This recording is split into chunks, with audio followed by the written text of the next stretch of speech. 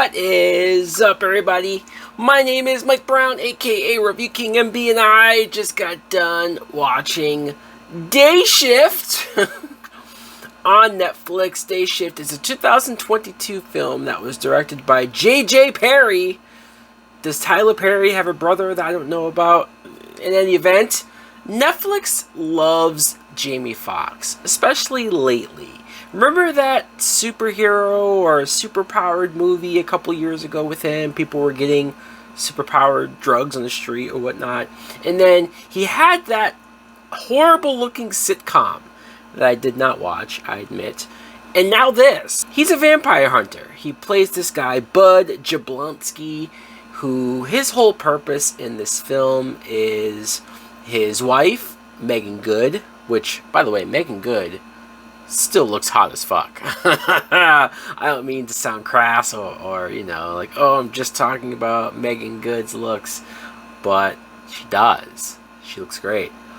And there's not much more to her character other than, oh, look it, she looks hot still. She is kind of sick of Jamie Foxx's lies, and he never really gives her a straight answer and tells her what's really going on. So she says, I'm going to take our daughter and go. Until or unless Jamie Foxx can come up with money to try to convince her to stay and that they can keep the house or with her school or some bullshit. So Jamie Foxx is trying to hunt as many vampires as he can because apparently in this world, vampires are a very common occurrence. At least a lot of people know about them. In fact, there is like this government bureau type thing that are aware of vampires who do sort of try to track them and hunt them, but they do it by the book and they have to go by all these official rules. So Jamie Foxx has to work with them. He gets partnered with Dave Franco. Thankfully for Dave Franco, I could see if some people found him annoying or not as funny, but I laughed or chuckled at most of what Dave Franco was doing. Jamie Foxx, because he's the main character, I should probably mention that I like Jamie Foxx as well. He was not annoying, he was not silly and goofy, but the movie didn't take itself too serious. Shockingly, it had a good balance of, like, here are some one-liners or some jokes or some silly humor here and there, but it wasn't too goofy to where these vampires didn't look threatening or scary or capable of handling some shit. There is plenty of gore, there is plenty of blood, CGI blood, but and the stunts, Jamie Foxx, and there's this one sequence where he teams with like these two brothers and they go into a vampire house and they just wreck shit. And it was pretty cool to see the vampires getting shot in the head and flipping around and landing on their necks, or other vampires crawling backwards through the vents. And I'm like, okay, this is some decent stunt work and whatever effects they're able to do to have some cool action here. The villain, I guess we should mention the main villain, Audrey.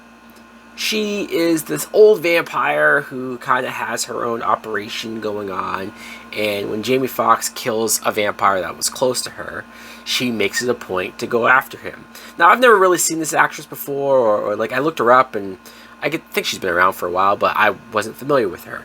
I thought she was good. Carla Souza, I think is the actress's name. I liked her. I appreciated some of the vampire rules that they stuck to.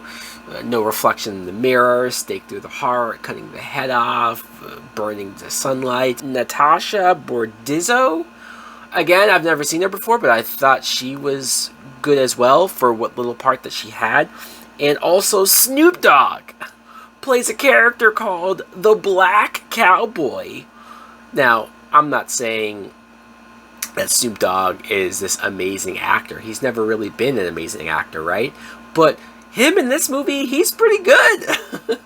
And it's a fairly different type of character that I think I've seen him play before. And shockingly, he was buyable, he was believable, and he was kind of a badass. Wow, I'm giving Snoop Dogg praise in acting. The music, the soundtrack was pretty good as well. It was a lot of songs that I think I grew up with, and it was definitely a West Coast type vibe. And so, holy crap, I'm saying good things about this movie. It's not perfect, it's not, something that's going to blow you away or change your life, but I had a decent time. In fact, I'm going to give this movie a good date film. So guys, let me know in the comments below, what did you think of Day Shift, if you saw it, if you had any interest in it. Thanks for watching. Like, comment, subscribe. Later!